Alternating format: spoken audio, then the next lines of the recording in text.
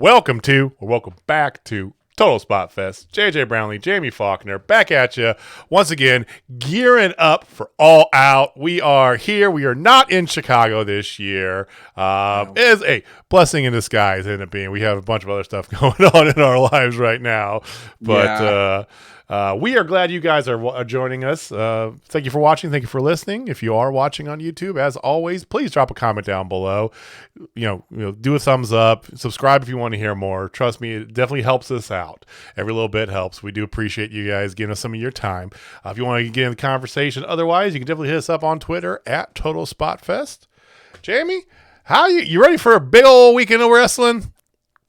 I am actually really excited for the weekend that is AEW's WrestleMania weekend, if you will. Like, there's a lot of wrestling going on in Chicago, and I am here for it. A whole lot. And correct me if I'm wrong, but I don't think last year they did the Go Home Dynamite in Chicago.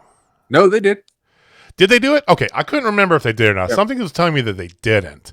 So I was thinking that, but yeah, there's so much stuff going on. We're gonna talk about it briefly here coming up. But how's your week been otherwise, man? I know you've been you got start of softball seasons happening, all sorts of great things happening. Yeah, Jessica and Audrey have started rec softball, and Megan has started high school ball. So yeah, it's a thing. It's a softball household, man. Did you think for a minute, like maybe, like, hey, one of them might play soccer or might do something else, or is it always going to be softball for all? Well, we thought Audrey wanted to do competitive soccer, and then she's like, "No, I'm out." And she's like, "No, I really want to do softball." And like, with watching her play, it's like, yeah, I can see it. I can see her be a competitive softball player. She's not that bad. She's farther along than Megan was at that age, hitting wise. Definitely not fielding or like catching a ball, but I mean, she does everything else. 8, 7? 7. She's 7. She's 7. So and Megan at that time could catch a ball. She could throw, which Audrey can throw, field a grounder, no problem, all that. But she still struggles with the simple mechanics of just catching a ball. She's still a little afraid of the ball, but if she gets that out of her system, she'll be pretty damn good, pretty special. All right. Well, good to know. She can hit the shit out of the ball. Maybe you'll get more. Maybe you'll get more than one getting the scholarship. Oh God, that would be great.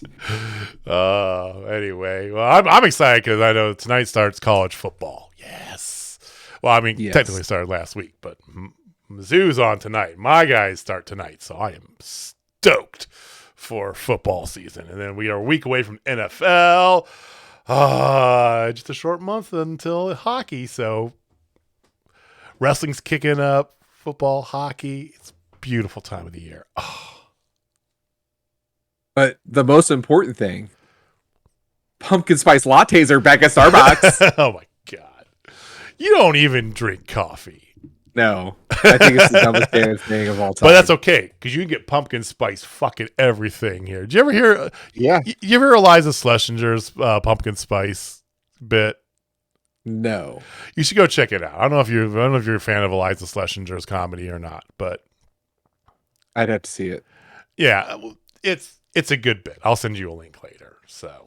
Okay. Let's not talk about PSL. Let's talk about some wrestling, because we said lots of wrestling coming up, but wrestling happening just continuously. We went to a show this past Friday. We did. Yes, we did. We really did. It was Journey Pros Weekend at Journeys 2. We had Chris and Hartzell confirmed on the day before pre-show, or the day before kind of like hype up show. We'll talk about that in a second. Actually, that word, but. On their kind of like card, final wrap up Twitch stream, that next year we can, or whenever they didn't say next year, but it was saying whenever Weekend at Journeys 3 is, they're going to take one of the suggestions that was given out and use that as the subtitle for Weekend at Journeys 3. Yeah. I don't know if it's going to be yours or not, Jamie, but it's definitely not going to be mine. I didn't put anything in there.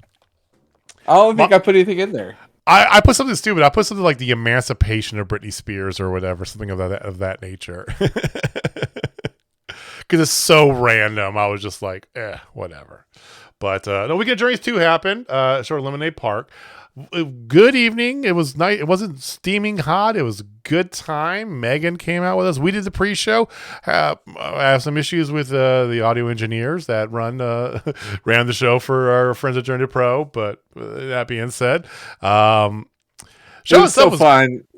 Yeah, it was great. It wasn't a super long show, which I enjoyed. It was only about. He said they were going to be done at 10:30, and they were done on the dot at 10:30. It was crazy, like on the dot. 2.5 hours, perfect timing. It wasn't too long, and a lot of good action too. We saw some first times. We had a Howlett run in. We're gonna have a big Howlett's match versus the Reckoning, next month. And Megan got to go to her first Journey Pro show. She did, and she was involved in the Tasty Mix Challenge. She was. It was great. So. It was a great moment for her. So Anakin, what's Anakin's last name? Murphy. Anakin Murphy. Annie. Little Annie. Little Annie. You little Annie. I can't do voices. Yeah. Sorry. Yeah.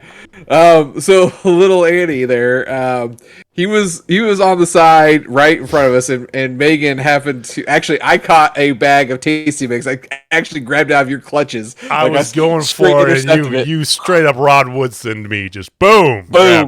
It was kind of impressive. I was kind of proud of myself because he's taller than me. Look at the lineman playing DB over here. Hey, I was a linebacker too, Okay.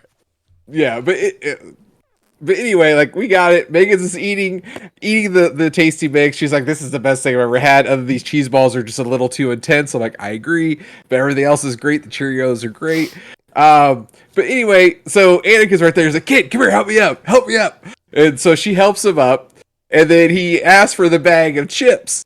And then he grabs a handful, throws it in his mouth, gets the win after that. Propelled him to victory. Guy's snacks propelled him to the victory. Then he gets up, and then but JJ and I are both telling him, get up. Give me the rest of the bag. Give me the rest of the bag. It's kind of like, bite the soap, make it look like a dick. Anybody can name that movie, put it in the comments. I'll be very proud of you.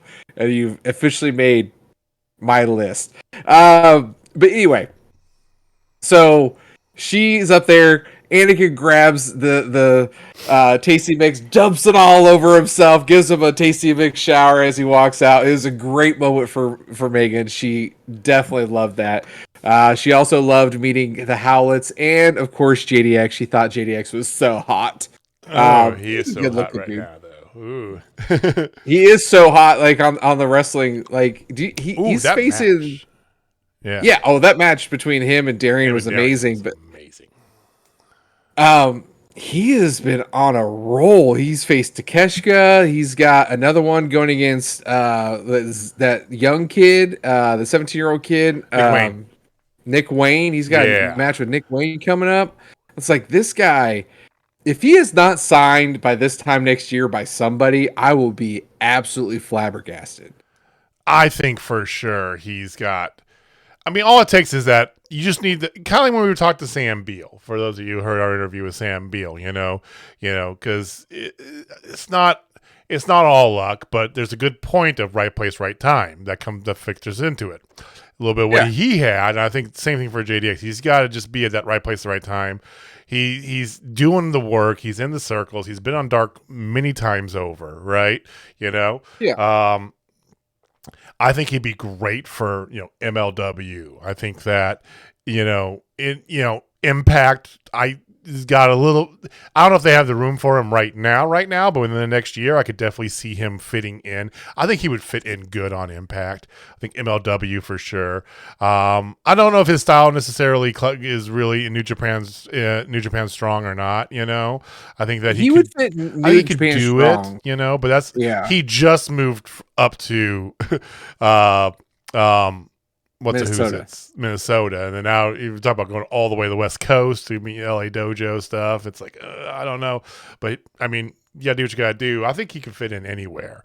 I think that I would like to see him in GCW. Like, I think GCW fans would eat him up. I think I'm surprised he's not done GCW because he's wrestled all the people to be at that level. I mean, he's at that level, right? I mean, he's wrestled Takashi, he's wrestled Wayne, it's just he's a matter of giving him the opportunity, right? And next time GCW comes through the upper Midwest, I think that we need to get him on there. He's been featured on Effie knows of him very well, so I'm sure others around that circle do. I mean, Effie's worked with him here and other places, but others have as well. So I mean, we cannot stop singing the praises of JDX. Obviously, Jamie's wearing the man's damn shirt. You can't really see completely, but got hard to see. There we go. Justin D. Xavier things. Yep. It's pretty good. The D stands for does a lot of cool shit and deserves a contract. D stands for deserves a contract. That's right. That's what it should be. Yeah, but other than that, the show was really good. We had a good tag team action. Christian Rose retained his title in a very good match against Jake Something.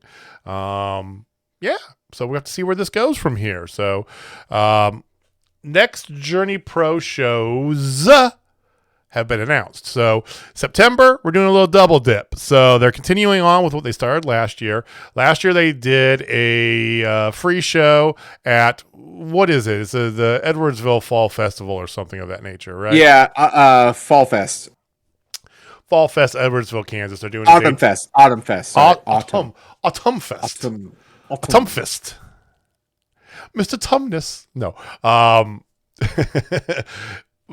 It's the 17th, Saturday, September 17th. It's a daytime show at the Autumn Fest in Edwardsville, Kansas. It's going to be a family-friendly show. So it's not going to be your typical, fuck 'em up Howlets, show. But it's going to be a lot of good fun. And then they're doing a standard, if you would, or a, typical Journey Pro show on the 30th. And from my knowledge, we don't have a place announced for that yet. It could be at Agnes. It could be like they did last year in September out at the ball field in Edwardsville. We don't know yet.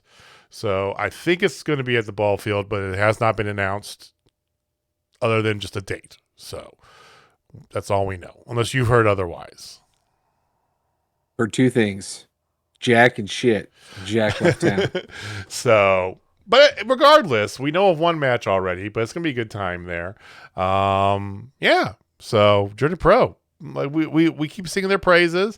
I know that they're doing things the right way. Some of the shows maybe haven't been as heavily attended to based on, rotation of locations, but I don't think that's a bad thing. I think it's, it mixes it up because you got a little something different every time, but the product is spot on.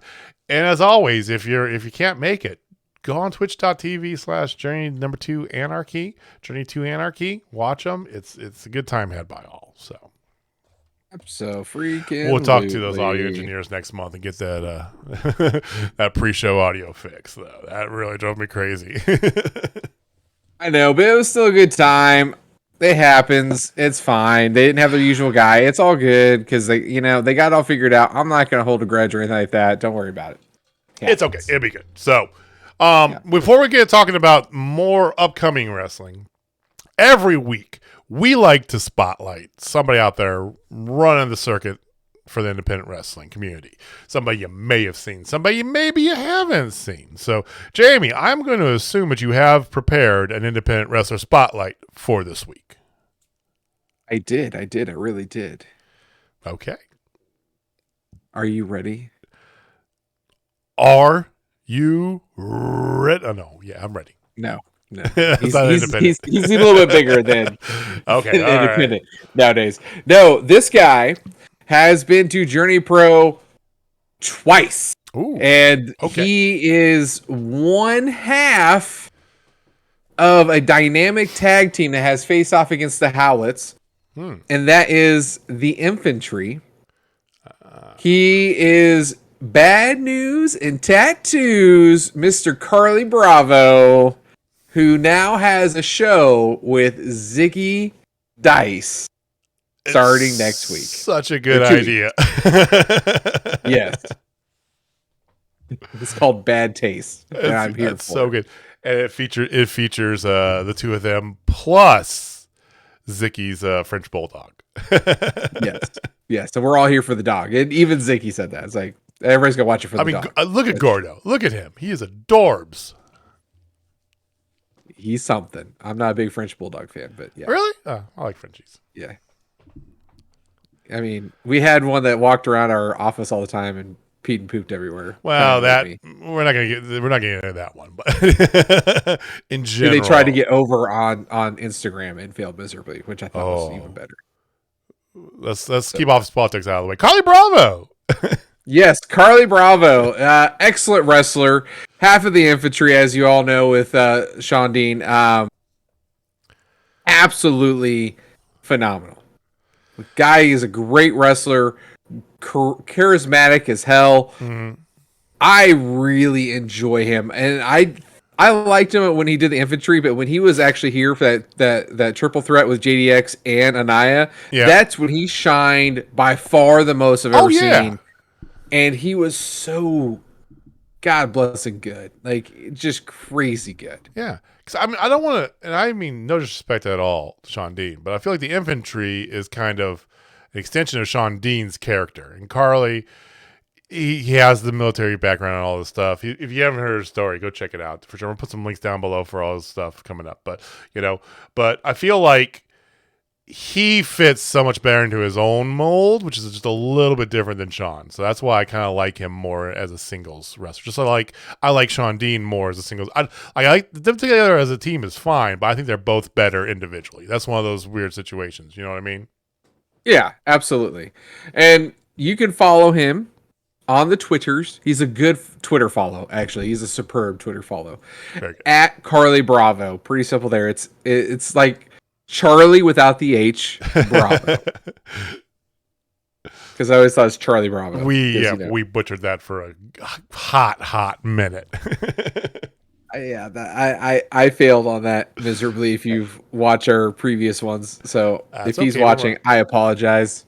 We both have had our trouble saying names. So hey. That's fair. We got that fixed up, and I mean, shit. How many times did I keep saying Howlitzer for Heidi's last name? I know, and I never got it. Like, where did you get Howlitzer? It's a howitzer, like a gun. Boom, like a howitzer, right? Yeah, she spells it just like the gun, the howitzer. Well, I always thought there was an L in it. That's why. I'm sorry. It's so weird. No L's, no H's, only good wrestling. Go follow Carlie. So great pick, and if you get a chance to see him, like you said, he is fantastic. I'm excited to see his show. Him and Zicky, their promo that they put out for the show looks great. So, well, I think Carlie might be in action this weekend because, oh my God, starting tonight, there's just wrestling. If you're in the Chicagoland area, first of all, God bless you. You are in for so many options over the next couple of days. All Out, of course, happening on Sunday. We're going to talk about that at the end. Got all the supporting bits going along with that. I mean, you have a live Rampage on Friday. Plus, you have Fan Fest. There's AEW softball tournament or charity softball game. There's the pre-show. There's all sorts of things. You're going to have Busted Open Radio is going to be there. They're going to be doing things. You got the local independents are doing stuff. So Zello's got something going on. Freelance has something going on. I think Black Wrestlers Matters. Yeah, Black Wrestling Matters. JDX will be there on Friday night wrestling frontman Jossie, two friends of the show. I mean, that show is going to... Oh my God! This is what I loved, because when we found this out when we were in Chicago last year for All Out, you can literally just go wrestling almost 24/7 with GCW running shows late and early. You can go to Black Wrestlers Matter, then go to 3 Cup Stuffed, then you can go next day. You go back for more wrestling, and then wrestle all day, all evening. Then Saturday morning you've got Effie's Big Gay Brunch, or Sunday morning you've got Effie's Big Gay Brunch before All Out. And it just goes. goes to town. Lots and lots of wrestling. You can spend a lot of money just going to wrestling shows. Like easily $1,000 just going to wrestling shows. Yeah, and it's just going there and merch and oh my god, so much stuff. That doesn't include the Chicago beef and Giordano's, but we do want to talk about. I want to talk about a couple little things there. So, tons of shows going on, like we said. You mentioned one match we're super excited to kind of see what's going to happen. Black Wrestlers Matter. I'm excited to see, and I might even buy, I don't know if I'm going to buy the full collective for GCW, because that's a lot of time to invest this weekend. But I'm definitely excited to see Saturday nights. GCW is kind of their, if you want to call it their main event show that they're doing. It's the Art of War Games, the second one they're doing. So they're doing the War Games match, 5 tag teams going against each other. Plus you've got a bunch of other shit happening. You've got Moxley versus Gage, I believe is happening this weekend. Nick Gage, which is insane when he's got a big match against an unnamed opponent. Right, he's got his company's biggest pay-per-view the next day, and if Nick Gage loses, so it's title versus career is the way they're doing it. So we know what's happening. So you know what's happening, unfortunately. Yes, but they're doing other stuff to make up for that. So we got the War Games match, like I said, 5 tag teams for the tag team title in a War Games match.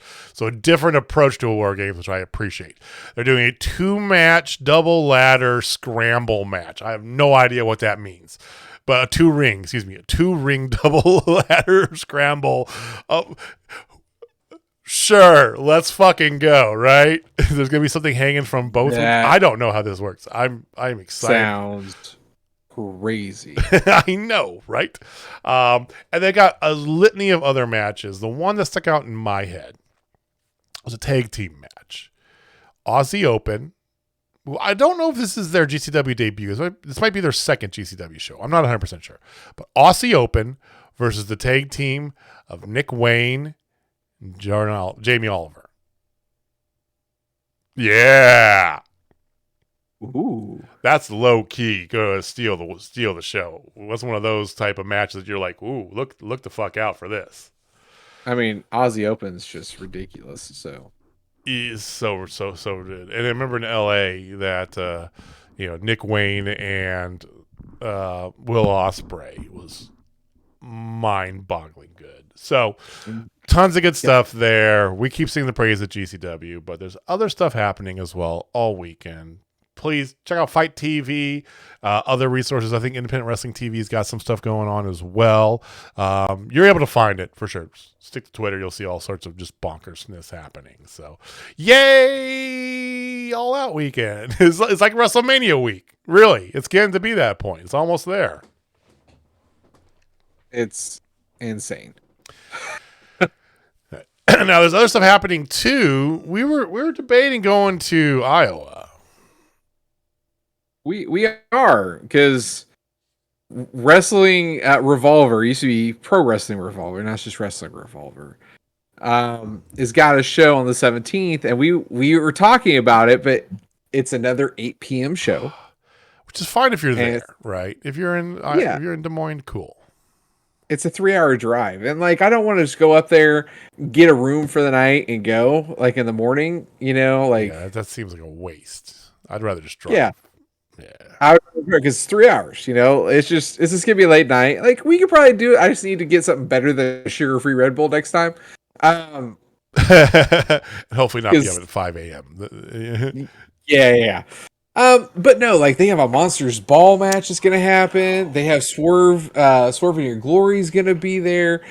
Josh Alexander's gonna be there. Like, dude, this show looks redonkulous. And we've never not had a good time at Revolver. No. Seating aside, and considering the last time we went, we had that annoying teenager that just kept standing in our goddamn way. Yeah, that was really annoying. Aside from that, though, I mean, we've never not had a good time. They put on great shows, great matches. Sammy and crew, they know how to put on a show. So absolutely, they do. That's on the 17th as well, though. So we gotta make some decisions for sure, because Junior Pro's got that live show, but also there's this going on. And hey, like I said, there's lots of great stuff. It feels like fall is definitely just because football and hockey's picking up doesn't mean that wrestling is. Feels like wrestling is like hotbed season 2, right? They're just going to town. Because after this, we have All Out. We have this. We have coming up not too distant future. Is the 21st, I believe, is Grand Slam. You've got Bound for Glory is not far off. I think that's happening sometime in September too. For Impact Wrestling, you've got stuff just setting off for the next like 3 months solid. So yeah, get ready. Well, want to talk Dynamite? Let's talk some news first. Oh, okay, let's get some news out there. What's been going on in the wrestling world, Jamie? So 2 things I wanted to bring up. One, I don't officially believe, and the other one, I just wanted to get your thoughts on. Okay. The first one is supposedly the beef has been squashed between Sammy Guevara and Eddie Kingston. They had a conversation. They shook hands. They both apologized, according to reports. And I'm not buying it for one fucking second because it's Eddie Kingston. True. Okay. I hear what you're saying there. Eddie is the type of man who would he still has beef with Claudio. Still to this day. And Claudio, for his most part, is not really looking to squash that beef either. He's like, well, fuck you too, So, yeah. That being said, Eddie, from all accounts, is the type of man that if you came up to him and did do the thing, he would squash it. He's that kind of, he's cut from that sort of cloth. That I was like, okay. I have a problem with you till the day we die unless we make it right. And if you go to make it right, like, all right, we're good now. And Sammy, for what it's worth, I mean, character aside, he's actually a really nice person, is what everybody said.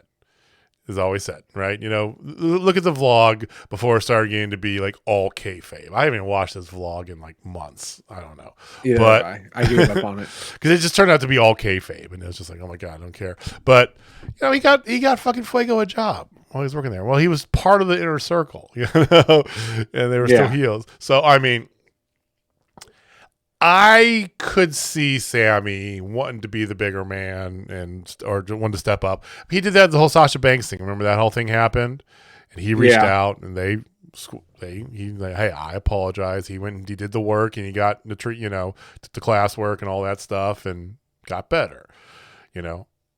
I believe it. No, you don't, but I believe it. Maybe I'm still an optimist. I don't know.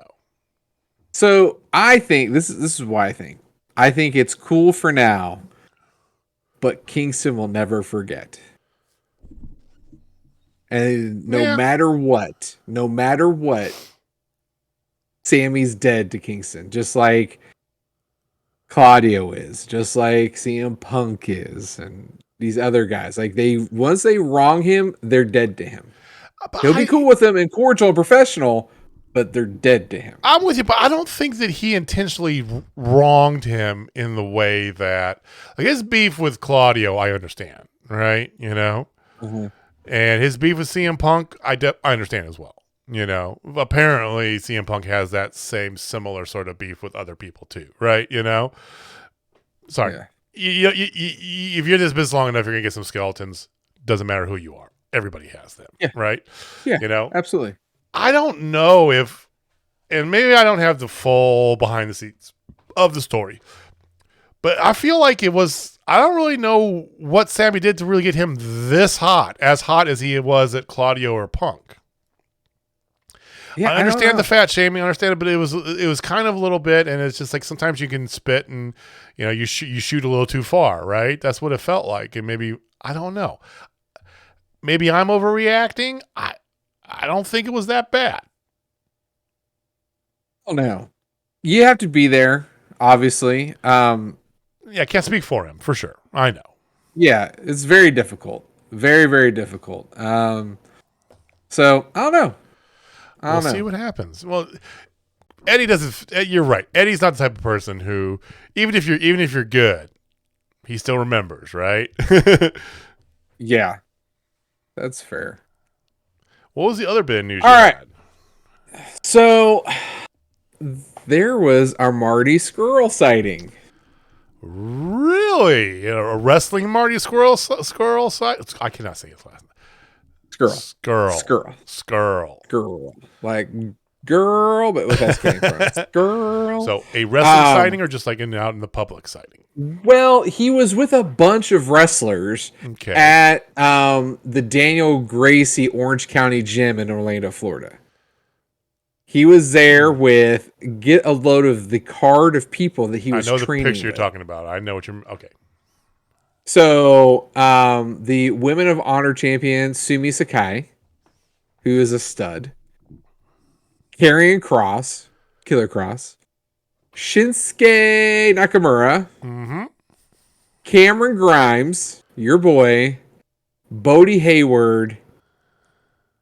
Matt Riddle.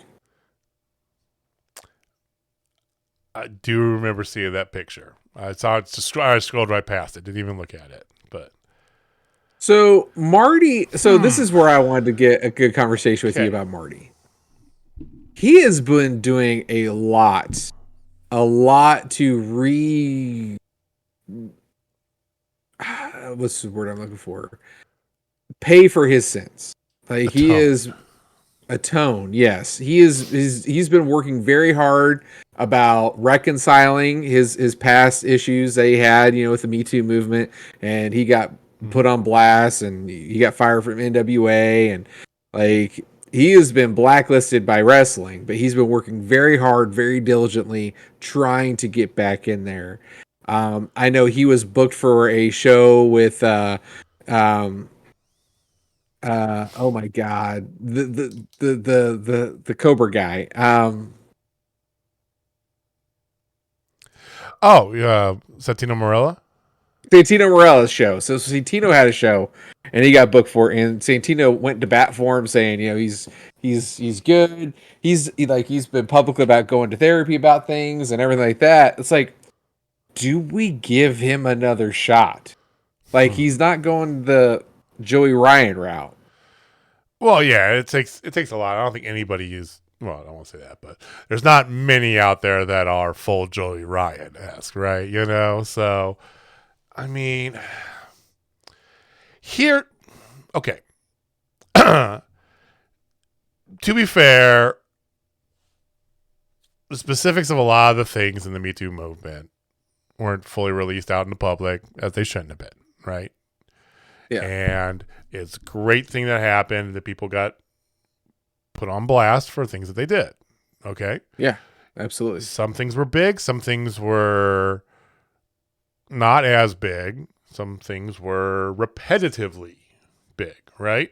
So I don't want to assume that I remember exactly where Marty fit in that pattern. But you're right. He never denied anything. He was always, upfront. He, to a man, took the blame. He said, yes, I screwed up. It was me. Yes. Apologies. He's worked, counseling, the whole 9 yards. I say give him a shot. If here's the thing, because it's a slippery slope for sure when we get down to it. Because do you give him a shot? Does that mean you have to give everybody a second shot? Does that mean that you're basically disregarding the long-term effects of what they had done to people in the past? I don't know the answer to that. So, for me, it's all about PR. Everybody knows any kind of press is good press, good or bad. Yeah. Like, look at WWE. They had bad press, and now they're pumping $2 million a night on Raw, like it's nothing now. Back to the promised land, if you will. Right. Bad press is good press, and he is a PR nightmare because anybody signs him. If he goes anywhere, they're gonna get severe backlash. Mm-hmm. So he is working out with a whole bunch of WWE guys. Great. That's the last place he should go because of all the stuff that Vincent Kennedy McMahon did. Well, I don't see him going to any big promotion to start off with. So like, does he deserve another shot? I don't know. As a father of 4 daughters, my perspective will probably be a little bit different than yours. Absolutely. Because if it was one of my daughters, I would want to take him out. Yeah, and shoot him. Yeah, they'd be maiming at the minimum. Yes. No, he'd be dead. And it's one of those things. Like I understand people making mistakes. I've made mistakes. Everybody's made mistakes, but there are certain cardinal sins that are kind of hard to forget and people to move on from. It'd be very, very difficult, in my opinion, for anybody to take a chance on him and take a flyer right now. Not to say in a few years from now, when you get even more cool, whatever. So maybe in a few years he gets a shot. I mean, I don't know. And therein lies the real kind of issue with this question, is that if there was limited number of people, or if he was not, okay, I don't mean it like this, but if he was not easily replaceable by somebody as talented as him, then this wouldn't even be as big of a conversation. But the fact is, there are so many people out there that can fit into those shoes and put on just as good, if not a better match, character, the whole 9 yards, that don't have the history. Why even go down that route? So it's a tough thing to say. Does he want to get back into wrestling full time? Is he, I don't know. You guys let us know. Would you give Marty Skrull another shot? That's a tough one. That's a real tough one. I want to one. say yes. I want to say yes. But every fiber of my body is like, no. Okay. Just because I'm a dad. I hate to use that as my crutch. As a dad of daughters. You go off what you know. I mean, it's like, and I don't have that experience. So, I mean, I don't, I would tend to, say, yeah, give him a shot. He says he's worked, he's done the work. And if here's the, I don't want to go down that.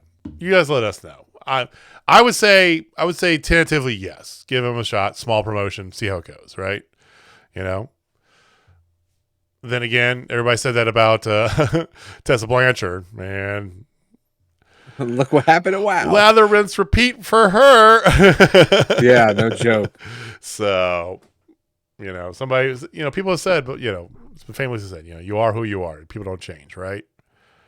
I don't believe that, but there's some truth to that at times. Yeah, I mean, some people don't change. Like, we have one friend that we've known for better part of a decade is the exact same person. 100%. The exact same person. Just eats pizza, stays up all night, only eats mac and cheese, stuff like that. Mom calls for everything. They're the exact person. They have not evolved. Like, I don't know if they ever will either.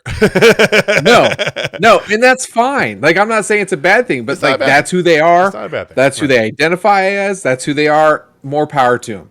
I've evolved. You have evolved. Like, it's one of those things. Like, some people do evolve and some people don't. And what category does this guy live in? It looks like he's making all the steps to show he's evolved. Yeah. But the public eye is the almighty voter on this whole Plus, thing. the thing is, like, everybody from that movement, for the most part, I don't know if anybody that's really come back. I know Kurt Stallion's tried to, and not succeeded very well. Well, he's kept going with it. Yeah, he's an idiot. Yeah. Besides the other stuff that he has done and been accused of, he's just an idiot in general. Because it's like, all right, well, I messed up, but here, let me take this shovel and just just shut up. But I don't really know of many others that have actually come fully back. So this could just be one in history that, hey, you messed up and that cost you that. That's life. Figure something else. Who knows? Yeah. Who knows?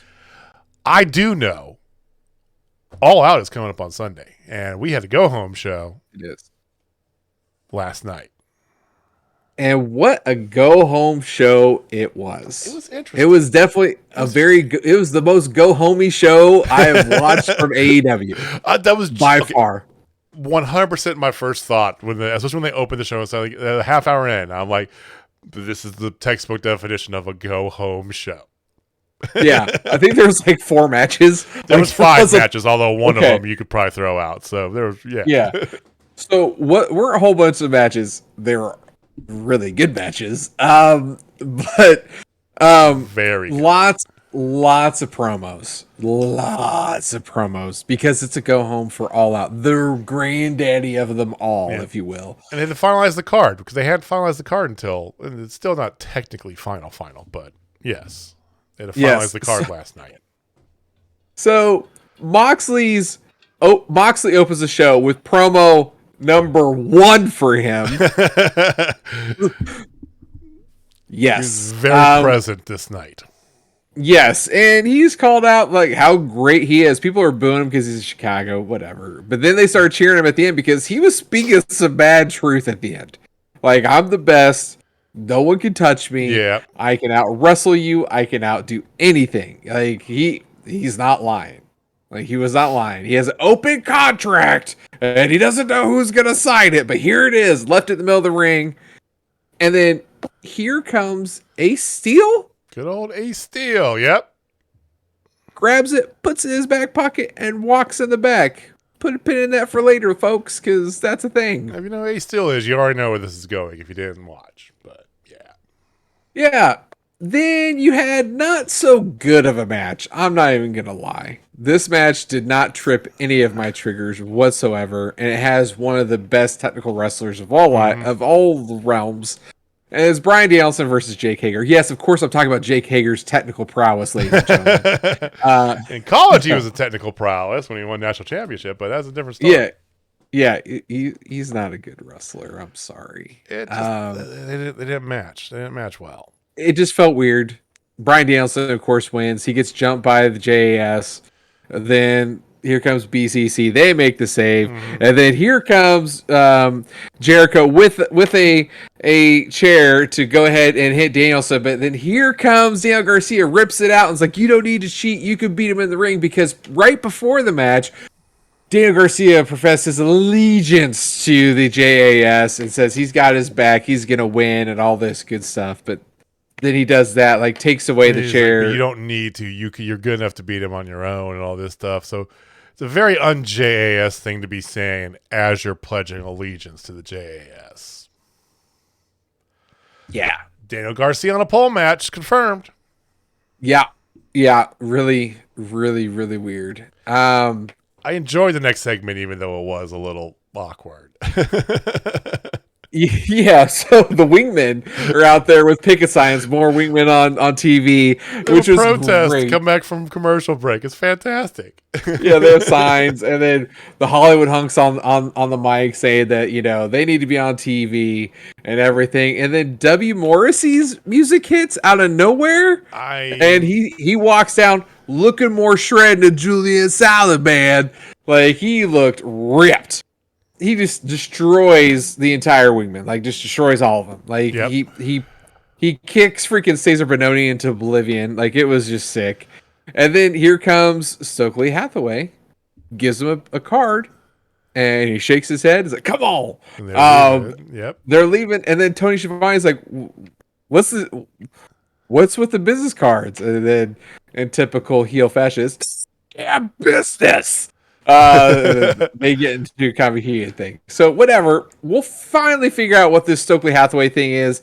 I believe next Wednesday. It's a post pay-per-view for sure. But Morrissey's contract had expired. He did sign an initial 6-month extension a while back, but then it had expired not too long ago with Impact. He was looking for other things. He did have that one appearance on Dynamite where he was the hired gun of Jericho or MJF or somebody. I don't remember who. Jericho, I think. It was MJF. You're right. It was MJF. I can't remember. Yeah, but anyway, so hey, I think that's fine. I kind of like the whatever this faction is that he's putting together. This thing that Stokely's doing. You've got the Ass Boys, Ethan Page, Lee Moriarty, and now W. Morrissey. Pretty solid faction right there, guys. Pretty solid. We'll see what it materializes into, though. Yes. After this, you had Don Callis and Will Ospreay talking to each other. I thought that was great because it really set up the main event. Which so good to have Don Callis back, right? So good to have Don Callis back. Oh my god, he's a treasure. People hate him, but I love him because, like, yes, you're supposed to hate him. Exactly. He's got the good heat. He's got the good heel vibes for me, man. Like, I love him. It's magic on the mic. But then you had a banger match right after this. Yep, only one women's match though. You didn't have two. You had plenty of time. You could have done two matches. I'm just saying, Tony. You know, it's a go home. You could put. It's Ruby a go home show. They're not going to do that. I know, and I know. We got Ruby again next on Friday. Hey, Ruby. You know, with Ortiz doing the whole rematch of what was a pretty damn good match between them and Sammy and Ty from Rampage. Yeah, but still 4 women in a match, so that's good. Everybody. Yeah. Everybody in the main event or everybody in the title match at All Out was tagged up, and it was good fun. Everybody got good spots too. I really enjoyed it. Yeah. So Britt Jamie with Rebel. Still on that Rebel kick, huh? Of course. With Toni Storm and Hikaru Shida, this match was excellent, top to bottom, left to right. BA select start, man. This thing was amazing. It had everything you wanted. There was an amazing finish. The finish was phenomenal. Really that was good. My favorite. So Hikaru Shida pulled Jamie Hayter off of the apron because Britt was trying to go for a tag. She knocked her out. Right when that happened, she fell into the corner, got nailed with a hip attack by Toni. It looked spectacular. Then Toni jumps out, does a tornado DDT on Hayter on the outside. Then Britt stumbles and Hikaru Shida hits her with the katana kick, and it looked like it legit connected on her freaking forehead. I think it definitely did. And Hikaru Shida gets the pin, so Toni and Hikaru Shida get the win. But oh my god, that flurry at the end. I love Toni because she did the hip attack and then instantaneously did a roll through the ropes into the no wasted motion at all. All 4 of them was very spot on. Jamie Hayter is a future megastar. Right, she's a star already, but she is a megastar in the making. I mean, she did the double suplex on both Shida and Toni, she has got all the. I mean, she's got great character work, camera work. She's got the strength, but she's not like, one of these like hulking brutes like, Kong or whatever, who they tends to be written into a corner, so she is a megastar. I big praise for Jamie Hayter. I swear to God. Yes. Love me some Jamie Hayter. After this match, you had Kip Sabian talking about Pac, and it's good to see Kip back. Honestly, I really hope he actually wins the match because he's back for the first time. I hope he takes it from Pac. I think that would be a good move. So they set up their match for All Out. So All Out match there. Then you had the Miro promo. And ladies and gentlemen, Miro promos are the best promos. Even though it did have both Darby Allin and Sting in there. I didn't care because it was still glorious to see Miro. I mean, it just bring me your fools and bring me your pagans. last people I teamed up with, sent them to meet my God, and he sent them straight to hell. And it's just like, oh my God. Dude, it's so good. This is so good. God, Trios match against House of Black at All Out. So that's how they're going to I wonder if it's going to be on their 0 hour or if that's going to be on the main. Either way. That's going to be on the main. So they announced the card around this time too. Because about this time here, you had you have one more thing, and then they announced the next promo, and then they announced the full card. Go ahead. Let's talk about the next promo, because starting the second hour. So, the most telegraphed promo of all time. CM Punk comes out, and first things first, he makes fun of a fat guy, for not having sex 12 times because he started a Colt Cabana chant. So, Hashtag go fuck yourself, CM Punk. I mean, it's like, just seriously, because that was He's like, I shouldn't have done that. no shit. You should have done that. It's like you need to leave it the fuck alone. Yeah, so CM Punk is really getting under my skin lately. And this he's so like bipolar almost. Yeah, he was like, oh, my foot, and I just want to perform for you. I do everything for you guys. No, you do it for dollars. And then he's just like, I don't know. I want to be 100%. And then they said it's 100%. I just don't know. And then here comes Ace Steel. And Ace Steel's like, I trade you, blah, blah, blah. This was where it got good. Because Ace Steel's like, you're not this guy. And just straight bitch slapped. It was like, pow, right across the face. He actually F-bombed on TV, too. Yes, he sure did.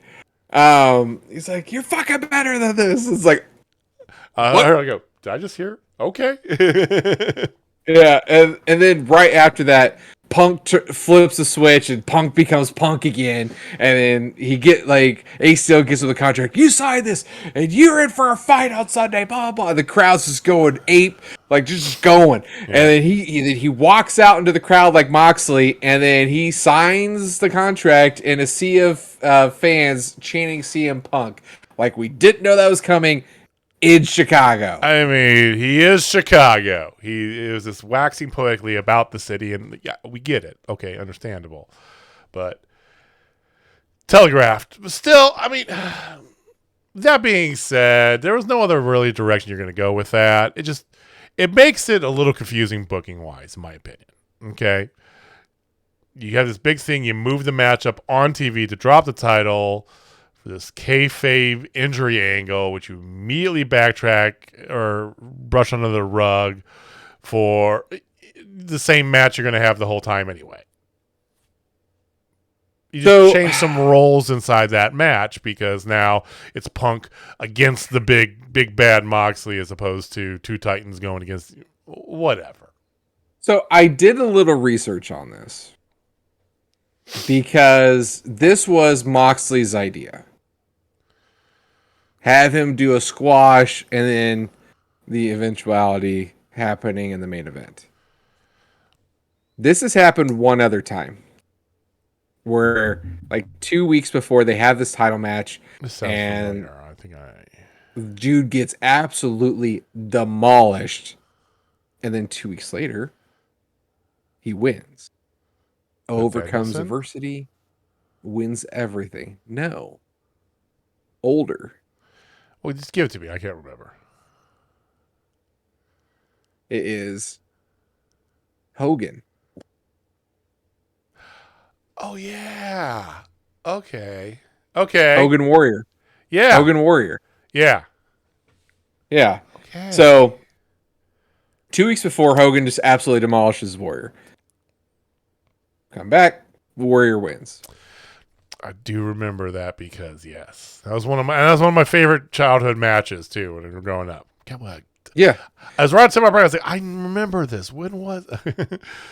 And there could have been more, but that's the one that I found. It's like, oh yeah. So there could be other ones, but it's a trope for sure. It is a trope, but it was definitely something that is an homage to old and all that good stuff. So we'll see. The betting odds, everybody, the odds are CM Punk's going to win. Punk. Yeah. CM Punk doesn't lose to Chicago. How crazy it'd be if Moxley drops both his titles in a matter of 24 hours. Mark your calendars, folks. If you put that in your bingo card, you're going to win some money. Odds are there. Then they did give us the card, just to kind of answer your question. Yeah. So I'm not going to run through every match here because, as you know, right now there's a belt hanging over Jamie's head on our little graphic. But that is on the line this weekend because we do picks for pay-per-views. And so next week we will have a full rundown with our results, who the new champion is, and the whole thing. But just so you were aware, Jamie, there are a total of 11 matches on the All Out card, plus 3 matches on their buy-in or their pre-show. So much for Toni booking it easy. I mean, it is their WrestleMania. I'll give them that. But they're going to go 2 nights. They've got to. I mean, they're not far off from it. 14 matches. Yeah. 14 matches. 14. And they've got 2 trios matches in there. 3 trios matches in this. So they're cramming guys in to fit everybody in. And a ladder match. Plus a ladder match, yes. And just so it's like, so much stuff going on. But yeah, 14. Insane. There's some great matches in there. You got Ishii, Kingston 2. Yep. You have Jade Cargill finally dropping her belt to Athena. Right. Yeah, you already made mention of Pac and Sabian. House of Black versus Miro, Sting, and Darby. I mean, the Acclaim versus the champion, Swerve in Their Glory. I mean, and this, I'm sorry, this ladder match, which I don't know what they're calling it, but it's whatever. This ladder match that they're doing is going to be Casino Battle Royale. It's a Casino Battle Royale ladder match edition. Well, but there's only 8 people. That's not a battle royal. Well, it's a casino. Is that what they're calling it? They're calling it something wrong. Whatever. It's because they got the Joker. Well, because they got the Joker and everything. They have a Joker card to it. Well, they have basically 8 people and 7 have been announced. Is what it is. So we're gonna have a surprise entrant. Yeah. But you got Andrade, Rush, Rey Fenix, Penta, Dante Martin, Claudio Castagnoli, Wheeler Yuta, somebody else. I mean, give me this. Give me this match. We got a preview of it up next. Mm-hmm. We definitely did. But before that, you had a quick little interview between Jungle Boy and Christian.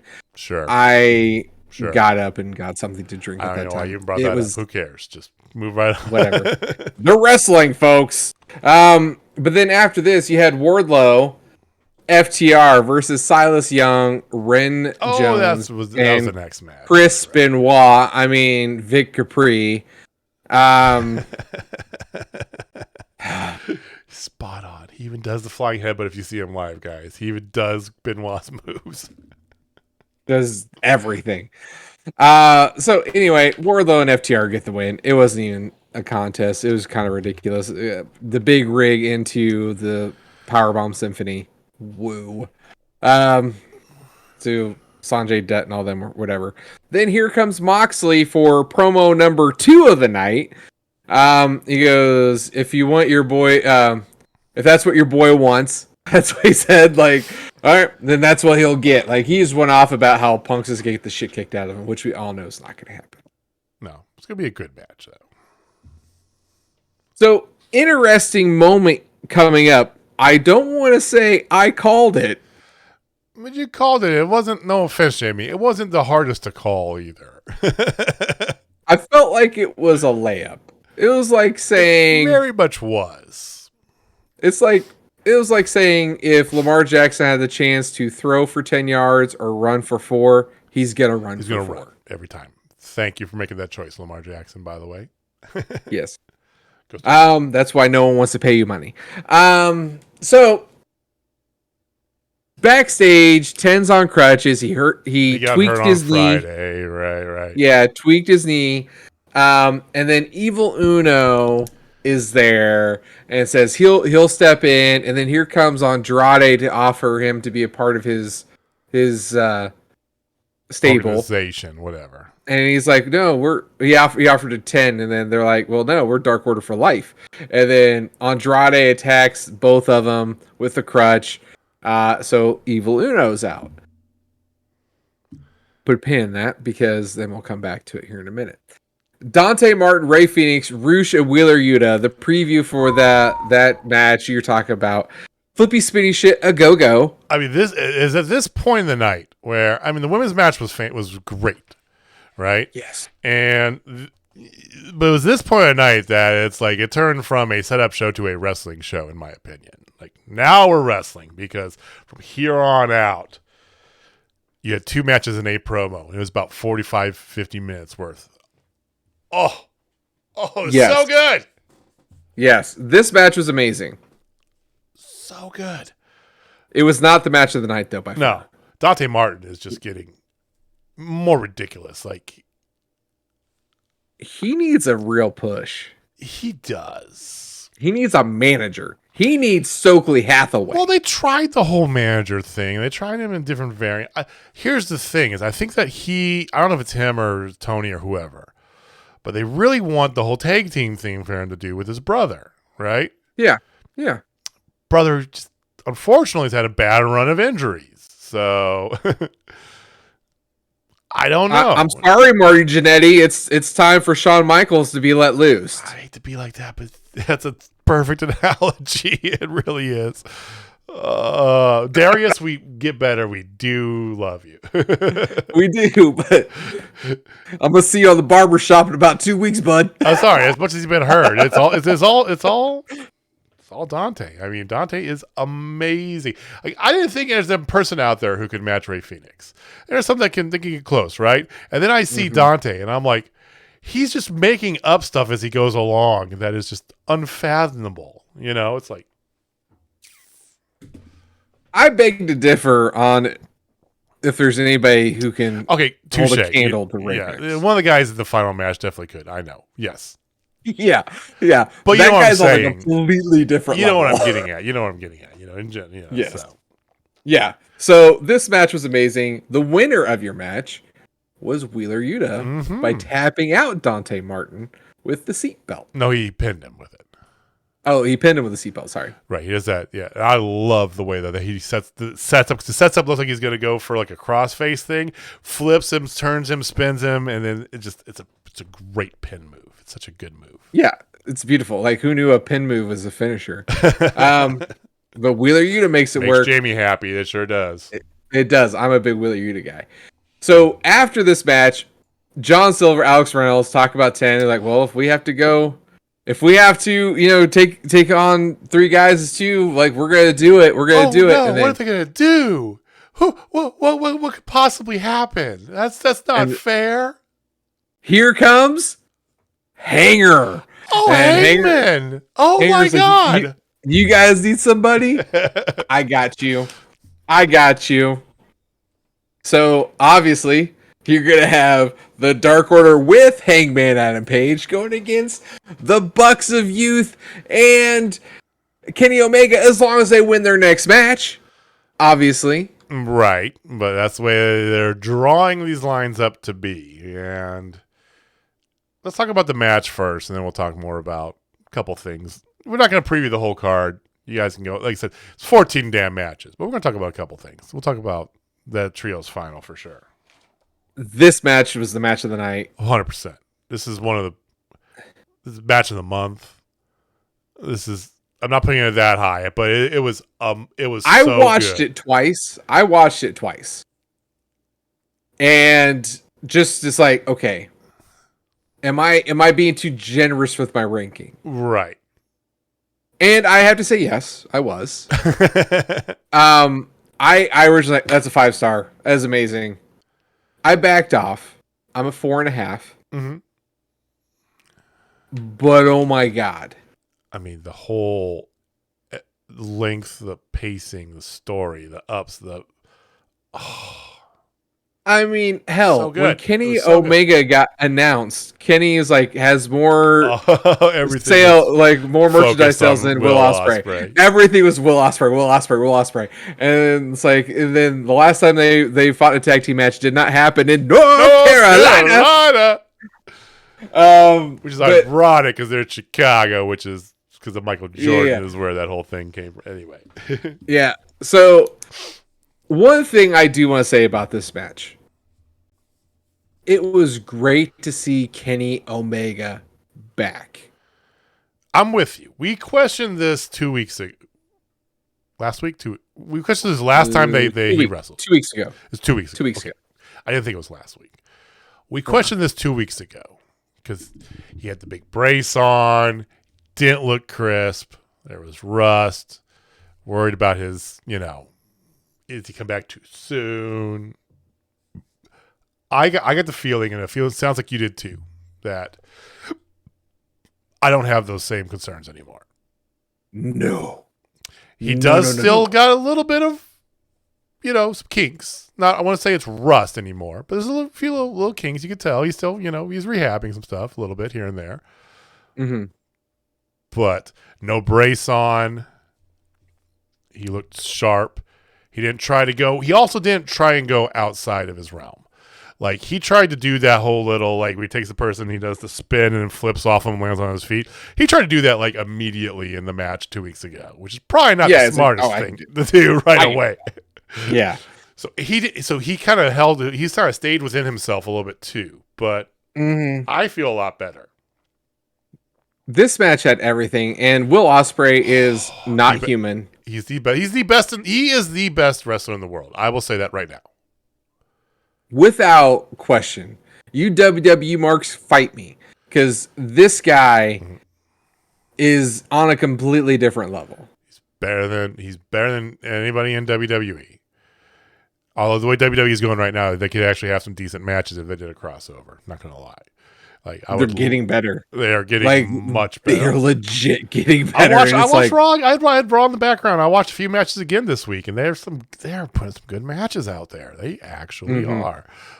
Still do some WWE things. They do the whole little side swerve and kept Io from getting a title. But still, Aaliyah's a champion. Who would have thought that would happen? Yeah, with Raquel Rodriguez. Hey, but Austin Theory is Austin Theory again. I know. I do appreciate that. But you can put him up against him. You can put him up against Johnny Gargano, Will Ospreay. Put him up against that. Tommaso Ciampa. Ospreay. You can put anybody. We've already seen him and Kenny, right? But him and Kenny, if Kenny gets to 100%, it's going to be unbelievable. Yes, he's lost to, oh shit. Okada. I was like, something. I couldn't remember it, but I don't know. I feel like he could, like him and Alexander put on a hell of a match. But storylines be damned. Will Ospreay is the best wrestler right now in wrestling. Period. There is no other. There is no equal to him. He is in a different universe. There might be some bigger characters looking at Moxley. And some other ones, but he's not the. And Moxie's a different type of. What that man can do in a ring, it's unbelievable. Is insane. Like, Rey Fenix is not human. We both know that. Mm-hmm. But Rey Fenix can't do what Will Ospreay does, but Will Ospreay can do what Rey Fenix does. Will Ospreay can do what everybody else does, but he also does it better. We are waxing poetically. If you guys don't like Will Ospreay, you can skip ahead about 5 minutes here. Just FYI. No. Here is the part that I like the most about Ospreay. He can do the flippy spin shit. He can do technical shit. He is a amalgamation of styles to a man, right? Mm-hmm, mm-hmm. But he is the complete package. He is probably the best seller in wrestling, is the part that I love about him. Like, he got flipped around. There was a thing that got double turned and flipped and changed midair, and Matt did like a powerbomb face slam on him. And the way that he just, like the little things, the way that he hit the ground, then came up and sold his face in such a fantastic way that was completely believable until roll out of the ring. Those are the things that put him above everybody else. Like, I mean, what about the clothesline reversal into a power bomb on Omega? It was actually a Liger bomb, but yes. I've never ever seen that. It was a Liger bomb too, not just a power bomb.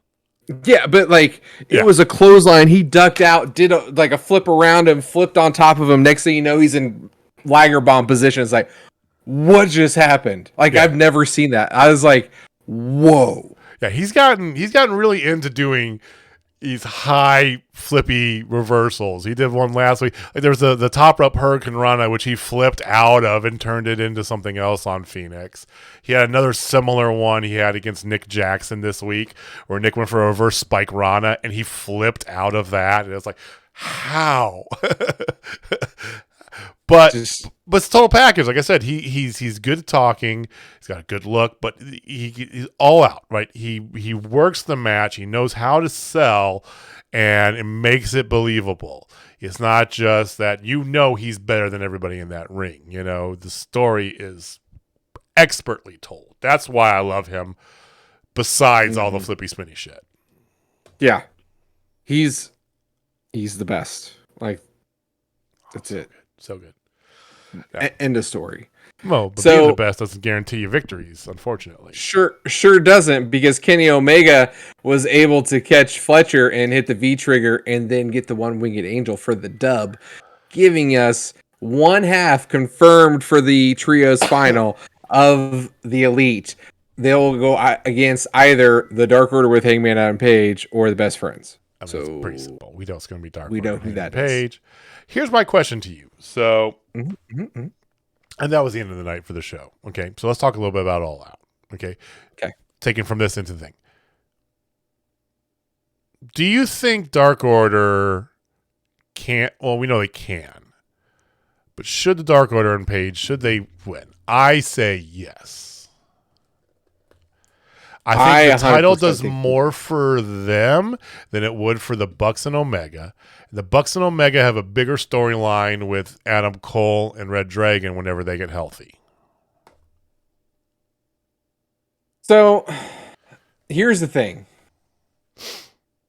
If Omega and them win, nothing changes for them.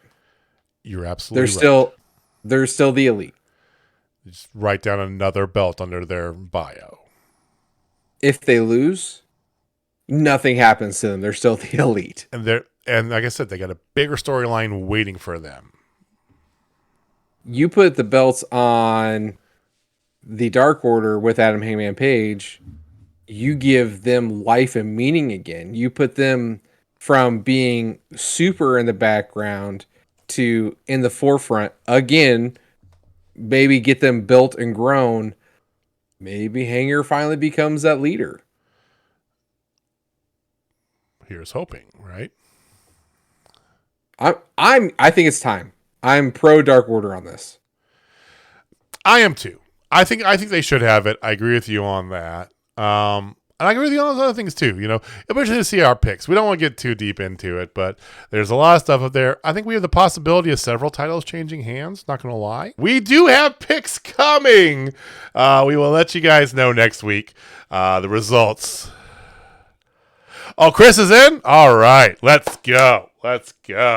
So we've got somebody, a friend of the show, but somebody from outside of the J Money Club or the Faulkner World Order going to be joining us into the fray. So Chris from Journey Pro, best of luck to you.